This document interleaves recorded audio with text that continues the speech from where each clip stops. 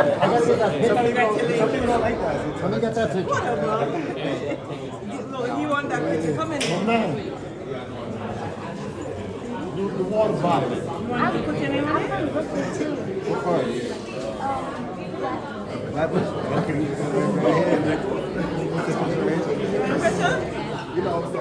Get in there.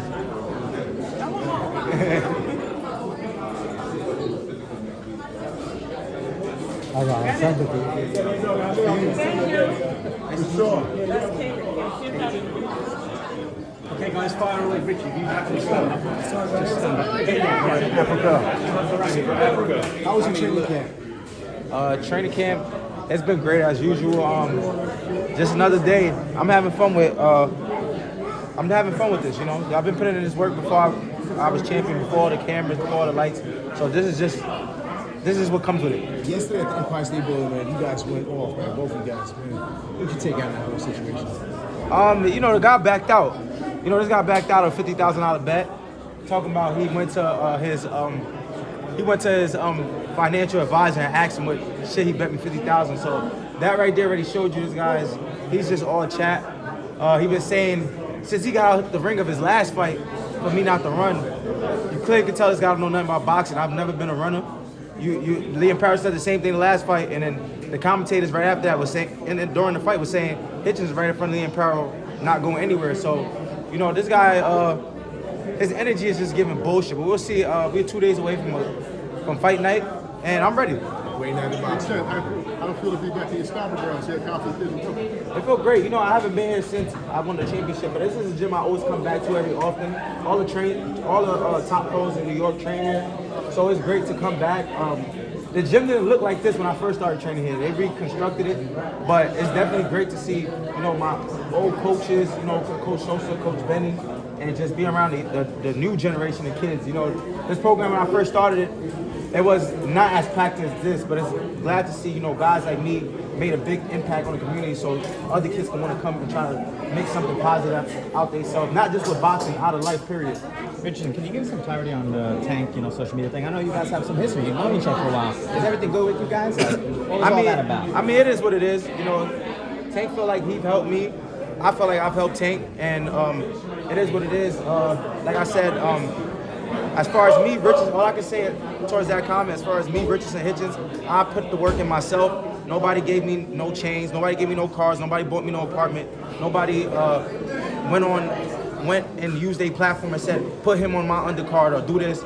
I did this with my hard work, my dedication, every opportunity that was given to me. I overcame it, and now I'm champion, and now I'm making the best out of it. So that's all I can say to, you know, his comment. But does it bother you though? Like, that's supposed to be your man. You're not supposed to be really close. Does it bother you? Do you reach out to him and ask him? Like, no, I mean, like I said before, I seen Tank before the Lamont Roach and the Lamont Roach bout, maybe like a day before the weigh-in or something.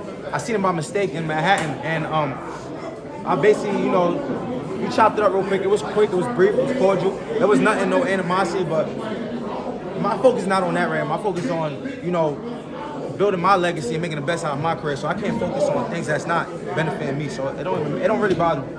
You know, I have to ask. Since it seems like there's like a little bit of an issue, if that's something where you just like, I'll fight Tank. I'm not talking about fighting nobody right now but George Kambosos. Especially, it's whack if I get in front of these cameras and be like, oh, I'll fight Tank now. It'll sound like it's for clout or whatever. This is somebody I was once friends with, you know, sleeping head to toe with, you know what I'm saying? So this is a close friend of mine, so I don't want to get on camera and say I'll fight Tank. Like I said, I don't want to focus on nothing that's not going to benefit me and my career. Richardson, Johnny Boy boxing fighter. Talk to me about how's your weight going? And speaking of weight, what did you think about Keyshawn missing weight and the whole fiasco with him and his brother jumping? I don't want to get on camera. I don't want to get on camera and slaughter, you know, Keyshawn, because he's a young fighter that I was, you know, cordial with and, you know, see him come up. And I don't want to get on here every chance I get and slander him. But to me, it just look like you can't do that as a professional. It just don't make no sense to me how a guy just fought in February. I think on Valentine's Day to be exact, because I was at dinner with my girl while he was fighting. So it's crazy how you come in at 135 and out of nowhere you come in, you know, 4 pounds over, maybe 1, maybe 2. It makes sense, but 4 pounds over, it kind of just seemed like it was real unprofessional. But I think that Hopefully it's a lesson learned, but you never know. Some of these guys, they got exit goals, but besides boxing, some guys just want to make money and walk away from the sport. Some guys take it serious. So me, I know me. Friday morning, I'll be making weight.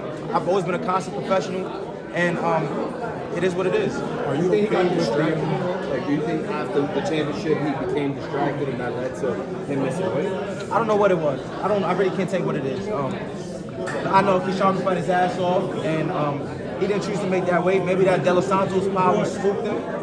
Maybe he wasn't comfortable. Something, So it is what it is, and I can't really just speak on this guy. I can't speak on this guy because I wasn't there to see what the fuck happened. Are you George Kambosos? Pluses and minuses. What you see in all the fights that he fought, especially fighting with Lomachenko. There's levels to this boxing shit. There's levels. And I'm at the point where I've been doing this shit for so long. People don't understand the type of pedigree I come with. People don't understand the type of mind I come when it comes to boxing. This guy, a lot of these guys, they fight overseas, and then they come over here. It's way different. He beat Teofimo Lopez, but he beat an amateur Teofimo Lopez. Teofimo Lopez still does amateur shit. I said this after his last fight.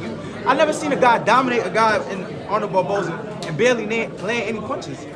The motherfucker do amateur shit, and George Kambosos beat a Teofimo that was sick and a Teofimo that was still green, but he living off that. But he's accomplished, and this is a guy on my resume. And after I beat this guy, y'all gotta put me up there with the Devin Haney's, the Ryan Garcias that never won a world championship, the fucking Teofimo Lopez's. Like I told these guys 2 years ago I was coming, and now I'm here. So let's keep working. Speaking of Teofimo, you've been pretty vocal about it. I mean, what do you make of the situation of allegedly turning down the big money against him? He's a bitch. Talking about how you gonna tell a guy that's more accomplished than you they gotta earn? You just sound like a bitch. And I was hearing talks. He was telling me and him was both signed to the same manager. So I heard he was telling my manager he's down to sign a fight. If he ain't trying to fight Devin Haney, he think it's sweet over here. He got another thing coming. But niggas talk. Maybe he's just talking because I want smoke. I've called him right in the ring. This ain't fake. This ain't no propaganda. This ain't for fucking Fight Hype to come interview me. Fight Hub to interview. I want to fight. I feel I'm the best pure boxer in the sport of boxing. Saturday night, I'm gonna show this. Don't come to the fight if you don't want to see a masterclass, and it is what it is. Kambosos on paper. After this fight, it don't matter. I can't even tell you what I want next. I'm focused on Kambosos. Kambosos on paper, he's the most accomplished guy you ever fought. Do you think he's the best guy you'll fight? Come on, man.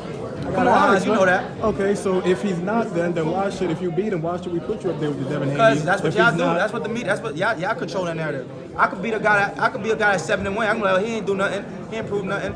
I know the sport.